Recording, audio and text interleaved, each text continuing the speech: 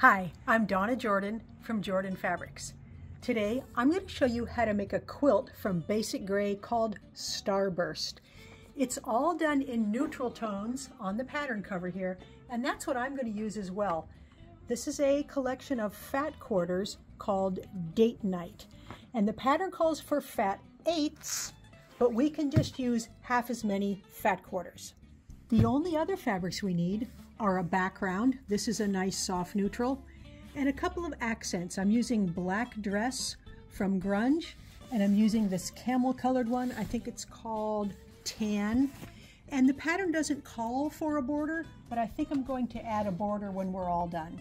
Usually when I make a quilt, I do all the cutting at the beginning, but for this pattern, it's not going to save me any time to have all that cutting done right away. I'm going to just cut out what I need for the first block. The pattern only has 2 different blocks, so this will be pretty easy. We're going to pick these 2 fabrics and they're going to go in one of these blocks here. Now I can't give you all the sizes of the pieces because it's not my pattern, but Basic Gray's patterns are very easy to follow.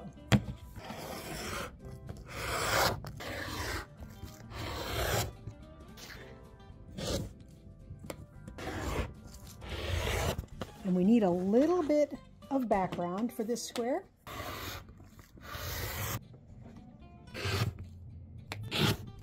And the last thing we need are the accent squares.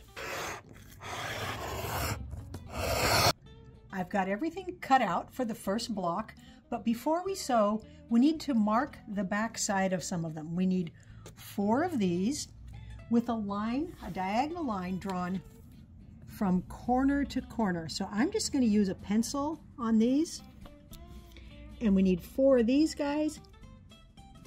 We also need to draw on the back of 4 of these ones and on all of these dark ones here. Now on these you might want to use a white pencil. I've got a silver one here. It doesn't need to be a real dark line, just something so you can see where to stitch. First step is to make some flying geese blocks. We're going to make 2 with this color and 2 with the opposite color here, but the procedure is the same for all of them.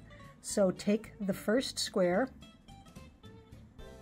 line up all these edges over here, and then stitch right on that drawn line.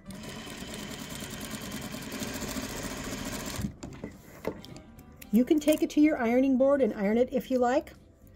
I'm just going to finger press it right now because I want to show you the next step. So this gets pressed like that, and then those back 2 layers, we're going to cut that off, leaving a 1/4 inch seam allowance here. Take another block with the line going this way and stitch again along that line.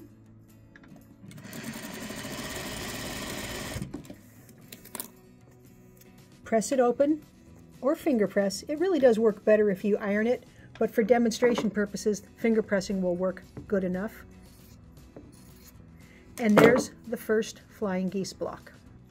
I've got 2 of each of the flying geese blocks, and the next step is to take the matching fabric and sew it onto this side.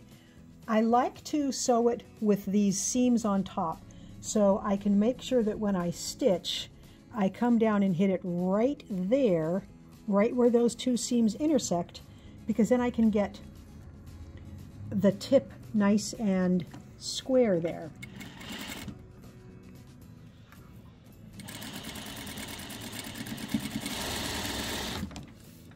The seam allowance will go away from the flying geese block, and I'm going to finger press it right now, but when you can see that seam, you can get a nice square there without having this cutting off the tip like that, which doesn't look quite as good. Those 4 blocks are done. Next, we're going to make the center of the patchwork block, and it's just a 4-patch block with the colors alternated here. So I'm going to put them right sides together, stitch down here, and open it up and stitch the other way.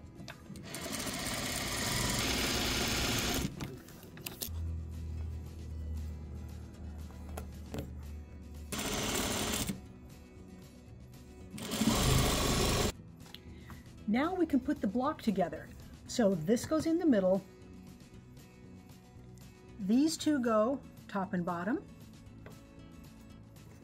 These two go on the sides, and the other backgrounds, those will go in all four corners. So I'm going to make 3 separate rows and then sew all the rows together.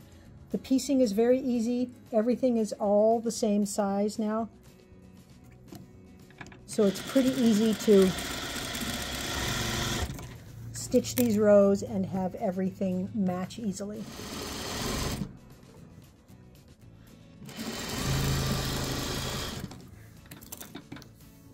The block is almost finished here. All we have to do is add these little accent pieces to the 4 corners. We're simply going to line everything up, stitch along that line using the same procedure we used earlier with those flying geese blocks. Press it open, iron it, and trim off that excess, and then the block will be all done. The first block is done and all ironed nice and flat, and we need a total of 16 of those. For the second block, we need 2 prints again, and we just need to make a couple cuts from each one. Again, with this pattern, it isn't speeding me up to cut them in bulk, so I'm just picking out the fabrics for 1 block at a time.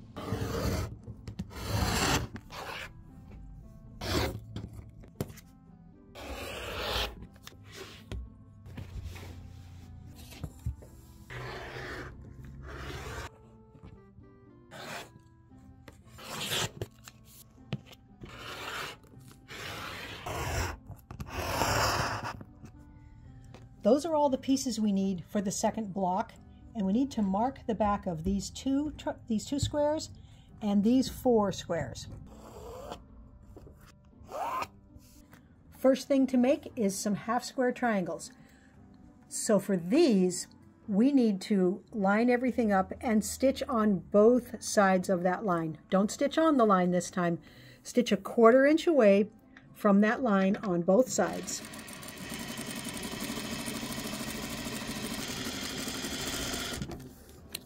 We'll take these over to the cutting board, get them sliced up and ironed. All we have to do is cut it right along that drawn line,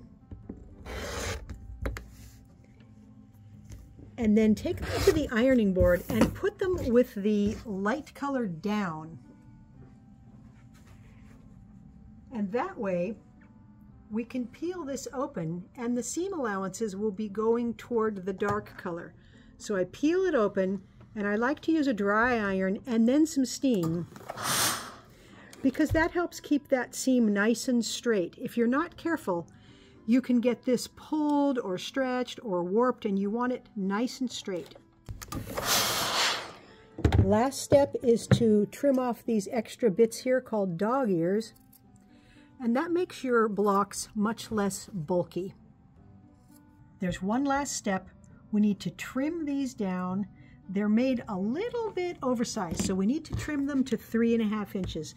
So you can trim off of just 2 sides. If you line up the bottom of your block on your cutting board there, and then measure over 3.5 inches, you will end up with an exactly square 3.5 inch block. These 4 blocks, they are going to make a pinwheel. So all we have to do is twist these around like that and stitch them together. Because those seam allowances are both going towards the light, you can feel if you've got this corner matched up. It makes it real easy because those seams nest. So I always pinch it with my fingers here to feel that those seams are right up next to themselves. Then when we open this up, we're going to press the bottom seam to the right and the top seam to the left. And the reason I do them in that direction is because now when I put these right sides together and turn it here, that bottom seam allowance is going down. And that makes it easy when you slide it under here for that to stay going down. So I'm going to match everything up. And again, you can pinch in the middle and you can feel if you've got it lined up there. And then when you stitch, you can stitch right across where these seams intersect. And hopefully, the very center of our block there, everything will meet up almost perfectly. The next pieces to go on are these 4 triangles. They're going to go on all 4 sides. And it's very easy to see exactly where it goes here because we'll put it right sides together. And all we have to do is line up this edge and line up that point so it's right on that seam there. Then we'll stitch using a 1/4 inch seam.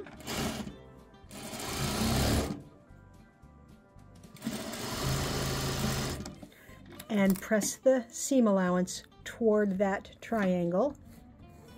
Now we'll flip it around and add this one here. Again, just making sure that when you have the edge lined up, that is right on the seam. That makes it really easy to get it centered.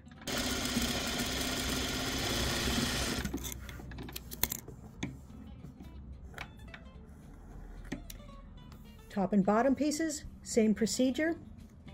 Line it up.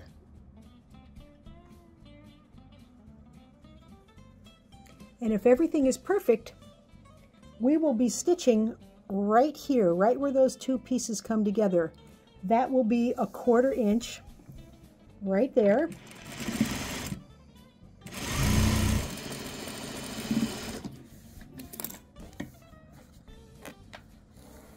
All we have to do now is trim off these extra bits here, the little dog ears.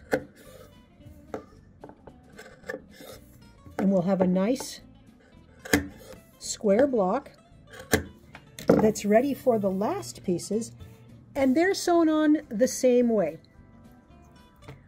So we're going to put all 4 sides, and again, just line the tip up with the seam that's there. It makes it really easy. So get it lined up on the edge, get the tip on the seam, and stitch it on.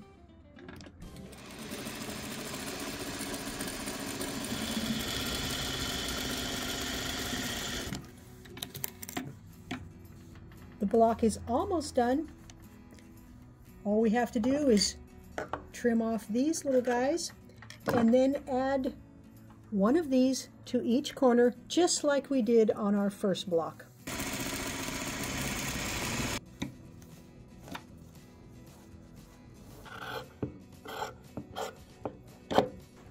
I went ahead and stitched up all of the blocks, and we're ready to lay the quilt out.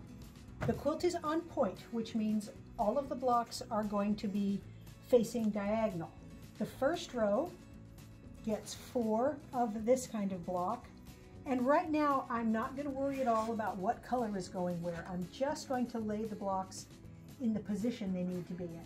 The second row gets the second kind of block that we made, and there's 3 of those in that row. Third row gets the first kind of block again, and I'm just going to continue alternating the blocks and laying out the whole quilt. All we have to do now is fill in the edges so we don't have these blank spots, and that's done with side setting triangles and corner triangles. So the side setting triangles are pretty big, and they're going to go all around here, and then the corner triangles are a little bit smaller, and they will go in all 4 corners. There. Now, to put the quilt together, the rows are all diagonal. So the first row just has one little corner triangle. The next row has these 3 pieces, and then this row has those patchwork pieces, a couple of triangles. So you make all the rows individually and then just stitch them together as if it was a quilt that was not on point. The pattern calls for a small border of the background, which will look really good because it'll make these guys float. And then I'm going to add an additional border, and then I can get it loaded onto the quilting machine. So my quilting machine actually is not working quite right now. It's skipping some stitches. So I didn't want to load my whole big quilt on there and then have to rip out a lot of the quilting. So I've got the whole top done, and I can still show you what kind of threads I might use and show you what the quilt looks like, even though it's not quilted. The pattern ends right here. The instructions for the pattern end right here with this little background border. I added a 1-inch border of a contrast and a 4-inch border of a print, and I'm going to finish up with the same gray binding that I used on that border. So my quilt is coming out about 79 by 79, even though the pattern says 71 by 71. For thread colors, I'm going to want to use something pretty light because I don't think a dark thread will look good on this background. I could actually use a white here. It's not going to show, even in the darkest areas, it's not going to show very much. This would be a good option too. It's a very light gold. That just hides in the background. Doesn't show much there. Of course, any of the silver tones, they're going to look good. That one hides pretty well. Now this is the darkest option. It's going to show a little bit, matches very nicely. I think actually I will go with this color. One nice thing I love about this quilt is that even though we made blocks that are all on point, when you look at the whole quilt, I am now seeing 9 of these blocks. I don't see them on the diagonal. I see those big squares in the quilt. And then I also see a trail of these dark things going in both directions diagonally. So there's a lot of interesting secondary patterns that show up once the patchwork is done. This is very nice too, these floating little triangles that go all the way around to the edge.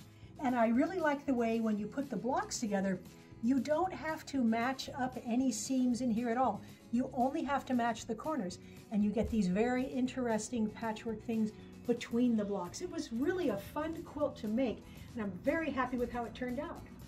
Thank you so much for watching our video today. We hope you enjoyed it.